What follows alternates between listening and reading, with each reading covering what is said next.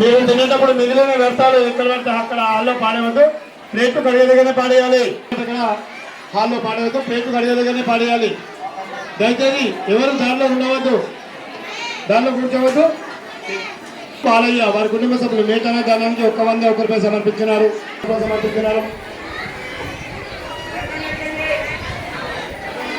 గ్రామానికి వారి కుటుంబ సభ్యులు మేటన దానానికి 100 రూపాయలు సమర్పించినారు.